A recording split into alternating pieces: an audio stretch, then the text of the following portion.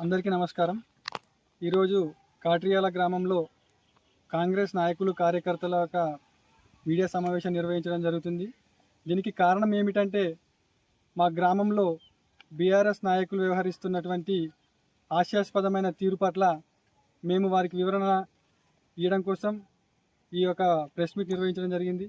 వారి ప్రవర్తన, వారి గతంలో మేము ఏం చేశామనే విషయం మర్చిపోయి ఇప్పుడు ఏదో ప్రభుత్వం పైన బురదలు చల్లే విధంగా చిన్న చిన్న సమస్యలను ఏదో భూతద్దంలో పెట్టి పెద్ద సమస్యగా చూపిస్తూ ప్రభుత్వం పైన బురద చల్లాలని చెప్పి ఏదో నిరసన కార్యక్రమం చేస్తున్నామనే విధంగా పేపర్ స్టేట్మెంట్లు ఇవ్వడం జరిగింది. ఇక్కడ రాష్ట్రంలో కానీ, నియోజకవర్గంలో కానీ, గ్రామాలలో కానీ గత ప్రభుత్వంతో పోలిస్తే ప్రస్తుత ప్రభుత్వ పనితీరు పట్ల, ప్రభుత్వం సంక్షేమ పథకాల పట్ల ప్రజలు చాలా సంతోషంగా ఉన్నారు. వారు నిరసన వ్యక్తం చేయడానికి ఏ సందర్భాల్లో కూడా ముందుకు రావాలని చూడడం లేదు. వీరు ఏదో కొంతమందిని ఉద్దేశపూర్వకంగా ముందుకు తీసుకొచ్చి గ్రామ పంచాయతీ దగ్గర ఏదో చెత్తబుట్టిల పంపిణీ జరుగుతుందని, ఇంకేదో జరుగుతుందని చెప్పి మభ్య మాటలు చెప్పి వారిని పిలిచి అది నిరసన కార్యక్రమంగా చూపించే ప్రయత్నం చేశారు. దానిని మేము తీవ్రంగా ఖండిస్తున్నాం. కాంగ్రెస్ పార్టీ గ్రామ కమిటీ తరఫున ఇక్కడ వారు ఇచ్చిన స్టేట్మెంట్ను చూస్తే హాస్యాస్పదం అనిపిస్తుంది. ఎందుకంటే వారు గత 10 సంవత్సరాలు వారి ప్రభుత్వం పాలించింది. వారు ఏం చేశారని అది ఏ మొహం పెట్టుకొని మరి గ్రామ పంచాయతీ వద్ద స్టేట్మెంట్లు ఇవ్వడానికి ముందుకు వస్తున్నారు.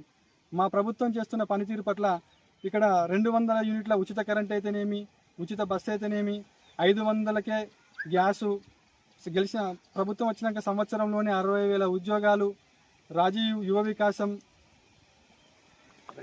రైతు భరోసా, రైతు రుణమాఫీ, ఇంకా ఇట్లా చెప్పుకుంటూ పోతే సన్నబియ్యం పంపిణీ కార్యక్రమం, భూభారతి సదస్సులు గ్రామాలలో ఈ సంవత్సర కాలంలోనే ఇంత మంచి సంక్షేమ పథకాల తీరు పట్ల ప్రజలందరూ సంతోషం వ్యక్తం చేస్తుంటే వీరికి ఓర్వదాలక ప్రభుత్వానికి, ఎమ్మెల్యే గారికి, గ్రామాలలో ఉన్న నాయకులకు, కాంగ్రెస్ నాయకులకు వస్తున్న మంచి పేరును తట్టుకోలేక ఏదో ఒక రకంగా బురదలని ప్రయత్నిస్తున్నారు.